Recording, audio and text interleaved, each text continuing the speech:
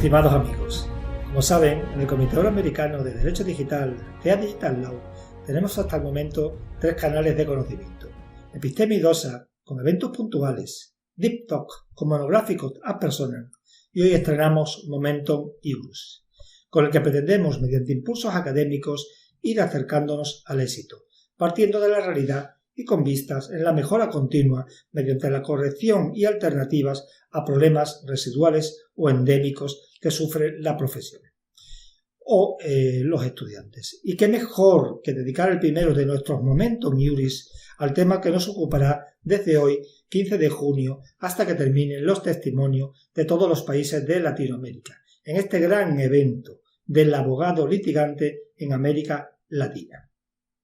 Durante los próximos 18 días laborables, un abogado o abogada litigante, y en la mayoría de los casos un estudiante o una estudiante de último curso de Derecho o ingresado, y en algún caso alguna persona más, como una posible sorpresa, nos pondrá al día de su quehacer diario, su problemática y sus necesidades en su desempeño.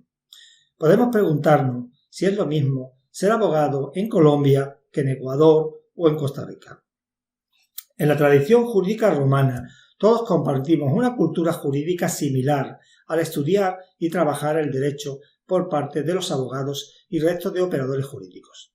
Si estamos de acuerdo en lo antedicho, y supongo que lo estaremos, y partiendo de la base actual de que los requisitos para ejercer la profesión son también distintos en cada país, y por tanto las dificultades prácticas son de considerable importancia, también se puede buscar semejanzas en el desempeño del abogado dentro del sistema jurídico político para poder comprender el mismo.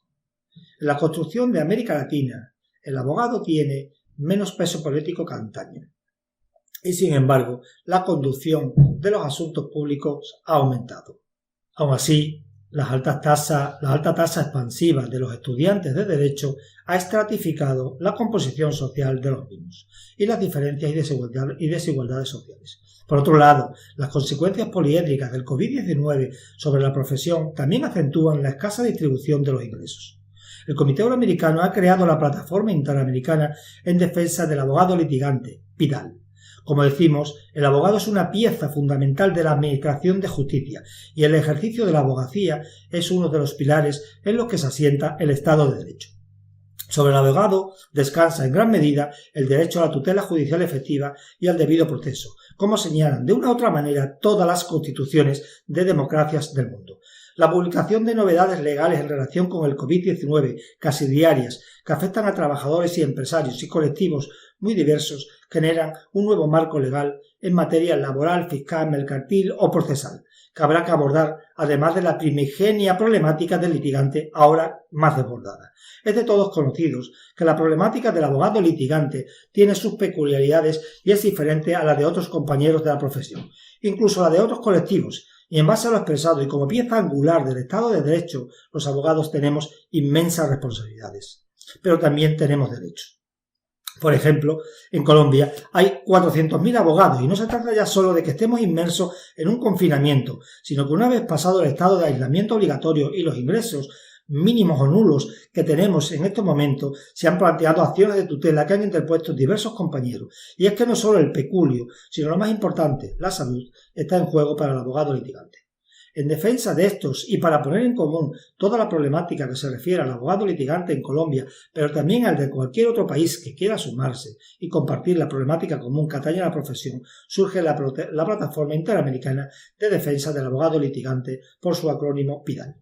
La Plataforma Interamericana de Defensa del Abogado Litigante, PIDAL, es una creación del Comité Euroamericano de Derecho Digital, CEA Digital Law, y surge como una respuesta rápida que nació con ocasión de la marcha virtual de la abogacía colombiana y para apoyar a la misma, pero con vocación de permanencia de carácter internacional y que se ha constituido con sustantividad propia por parte del Comité Euroamericano de Derecho Digital y al que invitamos a todos los litigantes del mundo a participar como una herramienta más para trabajar en común por esta digna profesión que es la abogacía.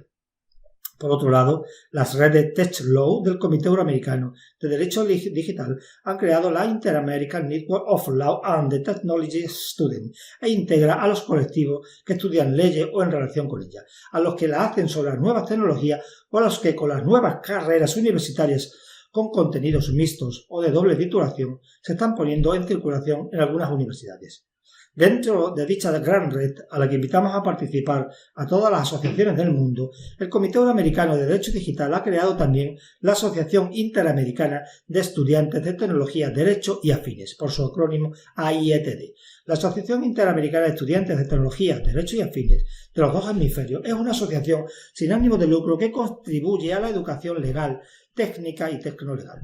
Fomenta el entendimiento mutuo y promociona la responsabilidad social entre los estudiantes de Derecho, Informática y carreras afines a ambas. La pertenencia a la AIETD hace al estudiante miembro pleno también del Comité Euroamericano de Derecho Digital, CEA Digital Law, que tampoco tiene costes ni membresías, y por lo que asegura al estudiante que una vez finalizada la etapa universitaria tendrá una continuidad profesional con CEA Digital Law, lo que redundará en su currículum vitae. Además, la AIETD cuenta con el International Program of Student in Training, uno de los aspectos más atractivos, ya que constituye un programa de prácticas internacionales. Termino esperando que disfruten con las intervenciones de todos los países, con un abogado diario disertando sobre la materia, objeto de este gran evento en América Latina, y de un estudiante de cada país que nos contará cómo vislumbra el futuro profesional en ciernes. Un gran saludo y salud. Mucha salud.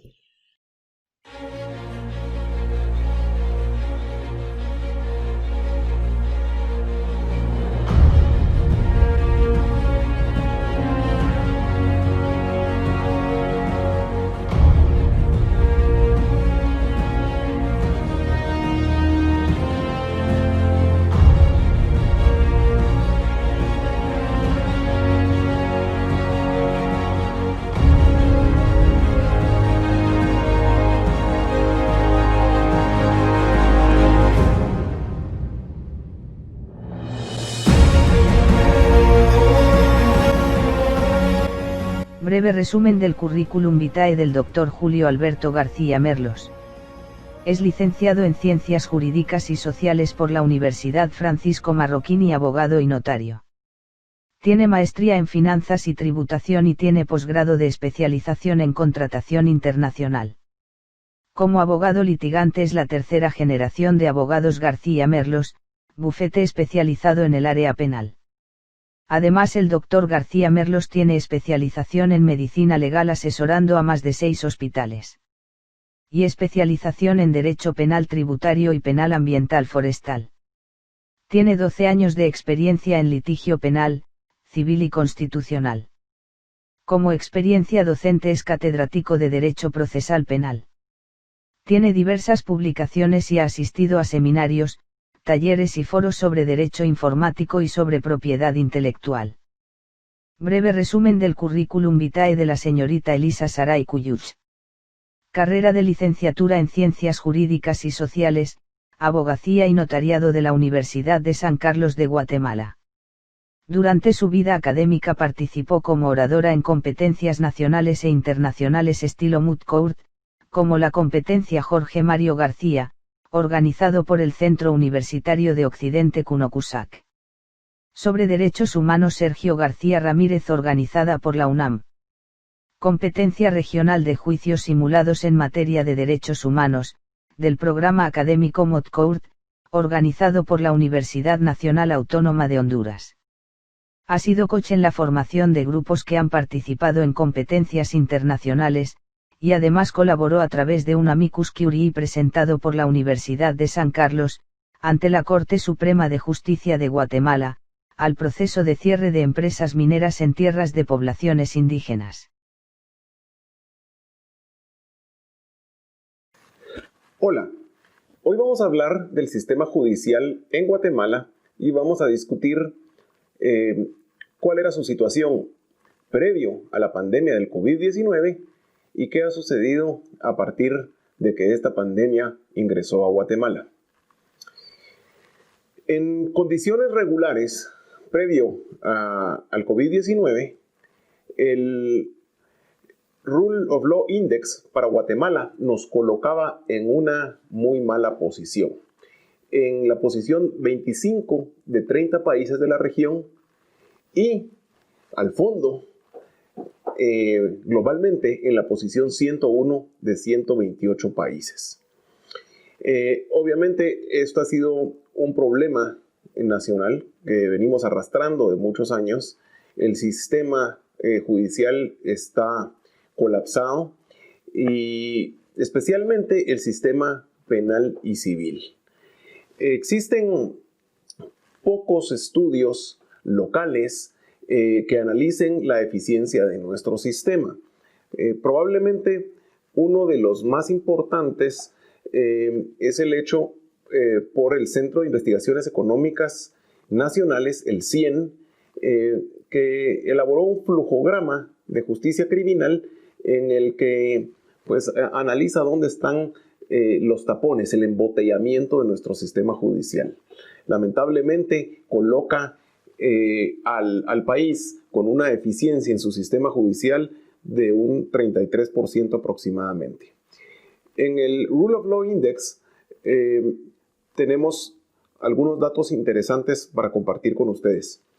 En el 68% de los casos penales en Guatemala no hay condenas justas. En el 63% de los casos civiles no se logra justicia.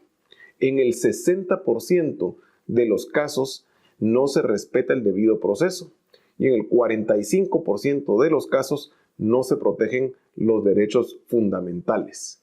Alarma también la presencia de corrupción, ya que este índice reporta que en el 54% de los casos hay presencia de algún tipo de corrupción.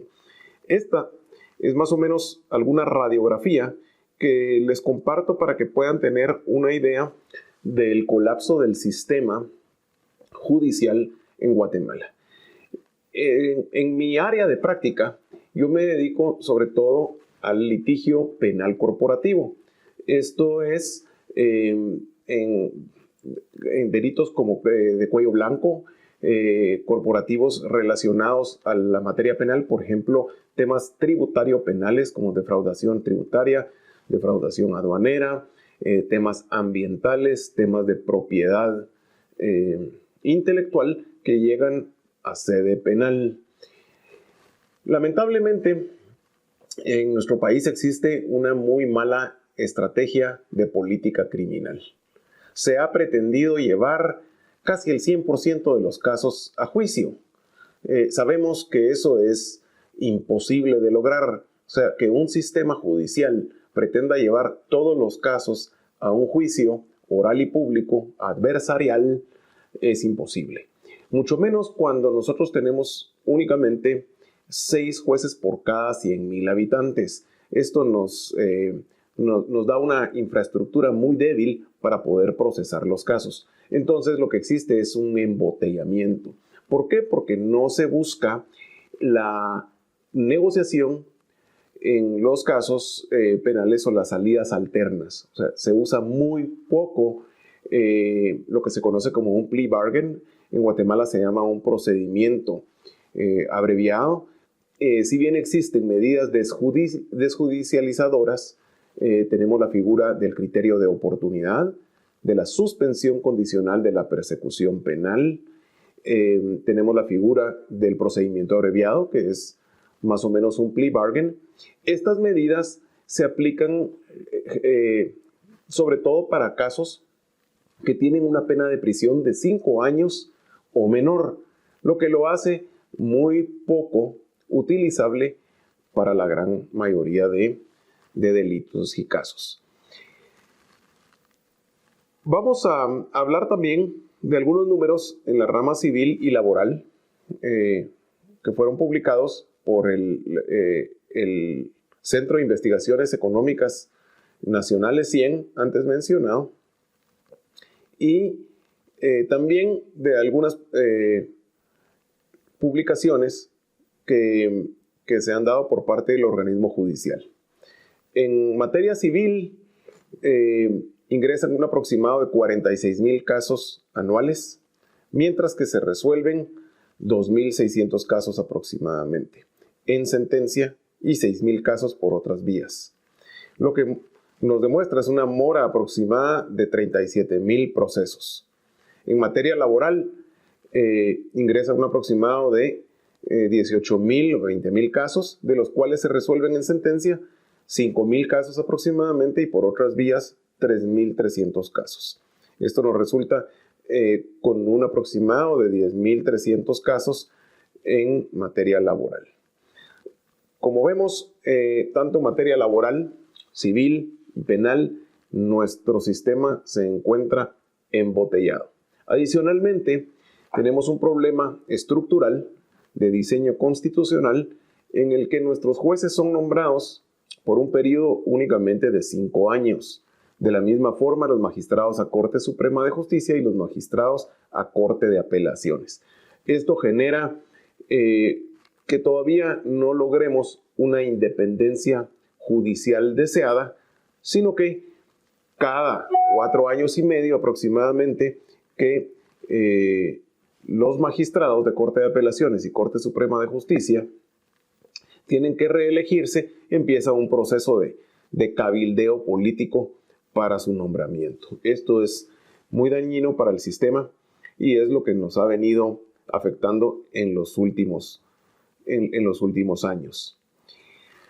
Con la llegada del COVID-19 a Guatemala, el 13 de marzo, por disposición presidencial, se decretó un estado de calamidad y a partir de ahí los juzgados y las oficinas del sistema de justicia, como es el Ministerio Público, han estado casi absolutamente cerradas, atendiendo únicamente situaciones de emergencia como lo son cuestiones constitucionales, amparos sobre todo, que en Guatemala todos los días y horas son hábiles para discutir los temas constitucionales, por lo que este servicio sí se ha mantenido, aunque con mucha lentitud, los plazos han seguido corriendo.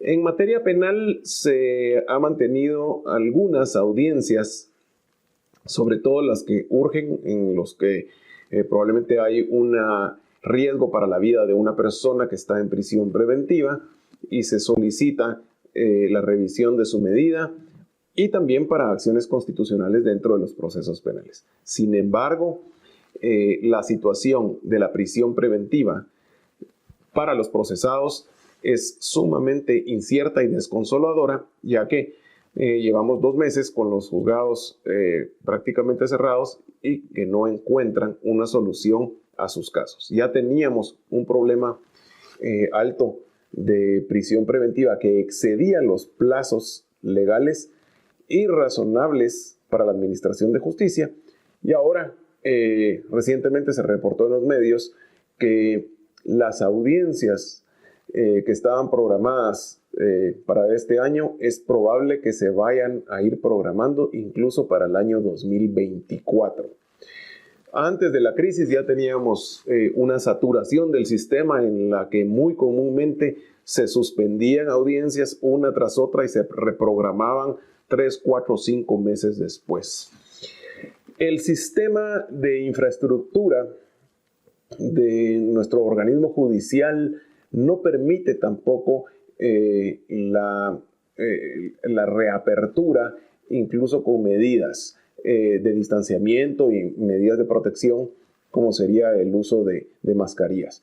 En nuestra Corte Suprema de Justicia, el edificio central en Ciudad de Guatemala, es un edificio de 15 pisos y no existen servicios sanitarios en cada piso. Solo hay servicios sanitarios que están en el sótano para todo el edificio.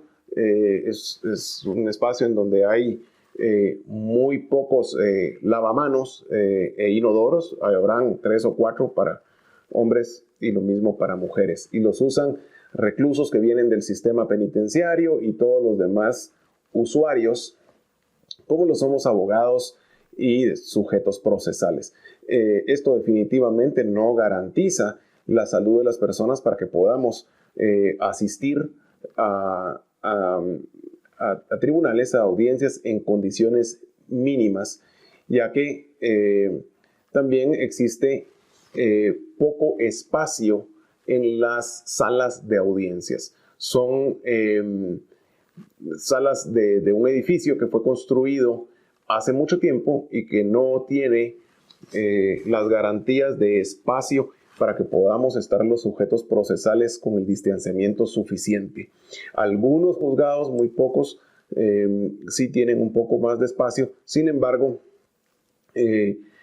como les decía anteriormente, no se están llevando audiencias salvo para casos urgentes. Se ha planteado la necesidad de reformar el sistema judicial, el sistema de litigio, ¿verdad? Proponiendo algún tipo de soluciones digitales, como lo sería la presentación de escritos o memoriales por vía digital, de correo electrónico, o subirlos a algún casillero digital. En la justicia ordinaria, que es derecho civil, derecho penal, laboral, esto no es una realidad. Existen leyes de notificaciones electrónicas, sin embargo, esto no se aplica, no se ha logrado implementar porque requiere de cierta infraestructura. En materia constitucional, la Corte de Constitucionalidad sí tiene en funcionamiento un sistema de casillero electrónico en donde se pueden realizar notificaciones vía electrónica. Sin embargo, en Guatemala todavía existe la legislación que establece que los escritos deben presentarse con un timbre forense, que es un impuesto que pagamos los abogados por cada hoja del memorial que se presenta, y debe llevar el memorial la firma original del abogado y el sello del colegiado activo que está firmando el memorial. Por esto, estas limitaciones físicas al litigio no nos permiten que exista mayor eficiencia en un litigio que podría llevarse por medios electrónicos.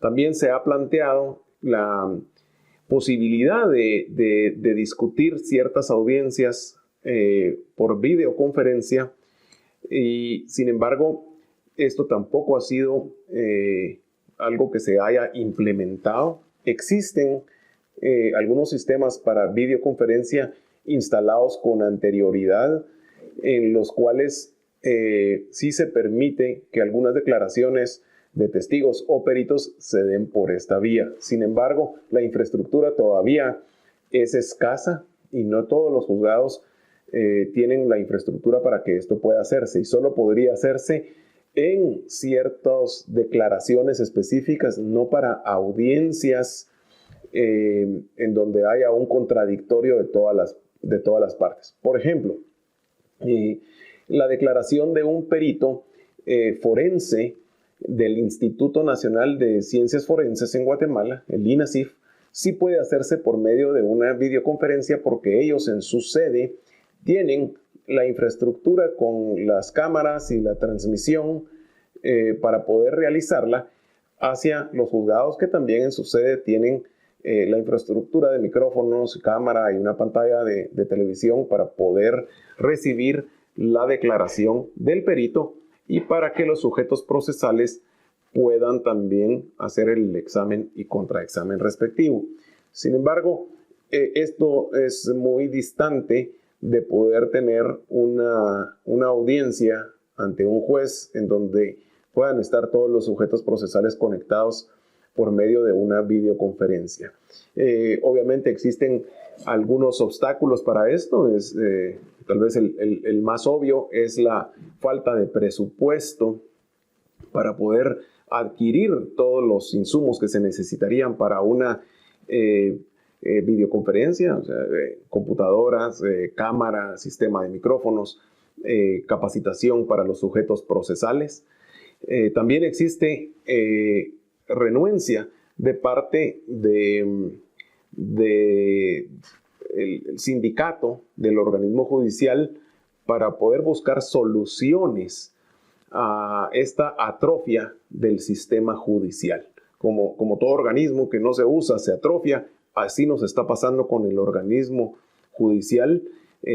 No cabe la menor duda que habrán algunos funcionarios que estarán haciendo su mejor esfuerzo por tratar de solucionar algunos de los casos que tienen a su cargo, pero son más casos anecdóticos que un verdadero sistema implementado en el país. Sí hay algunos casos de teletrabajo, sobre todo en área laboral. Se está promoviendo que el departamento de IT del organismo judicial pueda instalar en las computadoras personales de los jueces la capacidad para poder acceder a los procesos que tienen a su cargo vía remota y que puedan evaluar los casos y preparar las sentencias o resoluciones que tengan que preparar. Sin embargo, el teletrabajo, la videoconferencia, las notificaciones electrónicas todavía se están utilizando de forma muy escasa. Ante la ausencia de operaciones normales del sistema judicial, pues los abogados hemos tenido que cambiar, obviamente, nuestro giro cíclico de servicios que comúnmente dábamos. Estamos en una época contracíclica en donde otro tipo de servicios legales son demandados, diferentes a los que comúnmente se demandaban. Por ejemplo, el tema de despidos laborales es algo contracíclico, ¿verdad? Porque ahora se ha dado de forma masiva despidos, suspensiones laborales, asesorías en este tipo, asesorías en la reestructuración de créditos, también en la renegociación de contratos civiles y mercantiles que ante esta situación buscan las partes nuevas soluciones. Se han dictado leyes también que afectan a ciertas industrias. Por ejemplo, se dictó una ley en la que se prohíbe suspender los servicios básicos como la energía, telecomunicaciones, agua, y esto ha generado también problemas económicos y la necesidad de servicios legales para analizar estas disposiciones y cuestionar su constitucionalidad. En materia de amparo, pues siempre existe la atención, como se mencionaba anteriormente, por lo que se mantiene cierta actividad litigiosa en esa área. Los bufetes, pues hemos encontrado mayor facilidad en poder adaptarnos a este cambio y poder trabajar desde casa, de forma remota, a la oficina principal. Y termino diciendo que, como toda crisis, pues esta crisis nos ha venido a retar, a cuestionar la forma en la que veníamos haciendo las cosas, a hacernos replantearnos si hay otra manera de poder trabajar, de poder solucionar los casos, y creo que es una gran oportunidad para hacerlo. En el caso de Guatemala, es una oportunidad para que nosotros podamos buscar una solución al ya colapsado sistema y podamos buscar en la tecnología algún alivio para que la crisis no venga a terminar de hundir el proceso, el procedimiento judicial. Muchas gracias por su atención. Muy buenas noches, les saludo de Guatemala. Mi nombre es Elisa Saray Cuyuch Mechú, estudiante del Centro Universitario de Occidente de la Universidad San Carlos de Guatemala. Actualmente en proceso de exámenes técnico-profesionales para la obtención de los títulos de abogado y notario y la licenciatura en Ciencias Jurídicas y Sociales. Envío un fraterno saludo a todas las personas que siguen la producción del Comité Euroamericano de Derecho Digital. a su presidente por tan distinguida labor y por darme la oportunidad de hablar acerca de la realidad del estudiante y futuro profesional en Guatemala, con un especial énfasis en la pandemia del COVID-19. El contenido que abordaré en esta disertación es el siguiente. Como primer punto, empezaré con las que creo son algunas de las problemáticas a las cuales nos vemos afrontados los futuros profesionales al momento de ejercer la profesión. Y como segundo punto, abordaré cómo está siendo afectado el estudiantado de Guatemala a partir de la pandemia del COVID-19. Como estudiante de Derecho y futura profesional, he contemplado las diferentes dificultades y problemáticas que nos inquietan cuando comenzamos la profesión, cuando debemos hacer ese salto de dejar de ser estudiantes, de ir a la universidad y empezar a ejercer. Objetivamente, considero fundamental hablar sobre la competencia. Debido al sistema procedimental facilitador de graduaciones de algunas universidades, acrece la escala de abogados y esta situación contiene implícita dos consecuencias. En primer término, la mayor oferta de abogados para conocer los asuntos objeto de litis y, consecuentemente, el mal pago de honorarios derivado de la gran cantidad de ofertas de abogados. Como segundo punto, expondré acerca de la competencia desleal que conlleva en sí la arbitrariedad de los sistemas judiciales en Guatemala, tal como ha sido demostrado en el informe presentado por la Comisión Interamericana de Derechos Humanos, resultado de una visita in loco en el año 2017 y las múltiples entrevistas de la Comisión Internacional de Juristas. El sistema de distribución de casos del organismo judicial de Guatemala es muy frágil y puede ser manipulado para que las causas le lleguen a un juez o un jueza determinado, que podría actuar sin independencia e imparcialidad, por lo que sus resoluciones podrían facilitar la impunidad que promueven los abogados litigantes.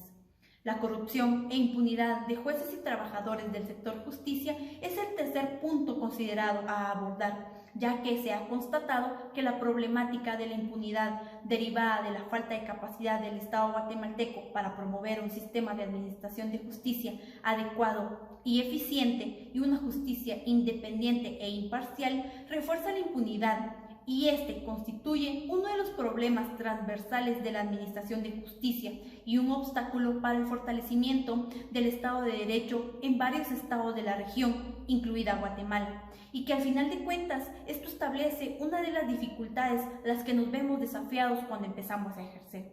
Asimismo, como quinto componente, abordaré sobre los estados de vulnerabilidad provenientes de los intentos de avance en contra de la impunidad y la corrupción, que han venido aparejados de ataques y amenazas en contra de quienes luchan por esta situación, lo que se perfecciona, ya que en los últimos años la Comisión Interamericana de Derechos Humanos ha solicitado al Estado guatemalteco la adopción de medidas cautelares a favor de personas que desempeñan dicha disputa. Durante la visita que practicó la Comisión Interamericana de Derechos Humanos en Guatemala, se vio reflejada la existencia de múltiples técnicas persistentes, como el uso abusivo del amparo, como estrategia dilatoria en algunos procesos, solicitudes de amnistía y la prescripción como tácticas retardadoras para proteger a los acusados, con los cuales se manifiesta cómo se va oscureciendo los procesos por métodos de demora provocados por los mismos abogados. La desigualdad, como sexto punto, en Guatemala se enfrentan los más altos índices de exclusión social y se refleja en el hecho que no se hayan superado algunas barreras por más de 3 décadas y deja en evidencia una falla estructural y social que no permite el avance para que exista una inclusión progresiva y se vea reflejada en el sistema de justicia. Nosotros, los estudiantes de Guatemala, estamos siendo afectados como consecuencia del confinamiento que se está llevando a cabo derivado de la pandemia del COVID-19. Uno de los problemas más emblemáticos es el atraso en las prácticas, pasantías y procuración de casos, ya que la actividad jurisdiccional física está siendo realizada en muy pocas adjudicaturas. En Guatemala se está intentando reactivar a través de métodos tecnológicos. Sin embargo, este proceso está siendo muy lento y no permite, a fin de cuentas, el avance como nosotros para los estudiantes. La actualización para trabajar por medio de plataformas digitales incluye a los abogados, a los estudiantes y a los mismos trabajadores del organismo judicial. Estas diferentes personas necesitan saber, así como nosotros necesitamos aprender todo lo necesario para que dichos medios de reactivación sea fructífera. Como último punto trascendental y real, dialogaré sobre los nuevos métodos de educación y los efectos económicos que estos métodos derivan. Los estudiantes deben acoplarse a las nuevas metodologías que se están intentando aplicar en las universidades, dejando atrás la etapa de clases presenciales. Derivadas de esta circunstancia, me veo obligada a profundizar sobre el tema económico que nos afecta a las y los estudiantes. Existen estudiantes más vulnerables que otros, tomando en cuenta que no todos tienen los recursos y medios necesarios para poder asistir a clases dentro de las plataformas que se ofrecen para dicho proceso. Con este último punto termino mi discurso, no sin antes agradecer el espacio y esperando que esta disertación sea de su agrado. Muy buenas noches.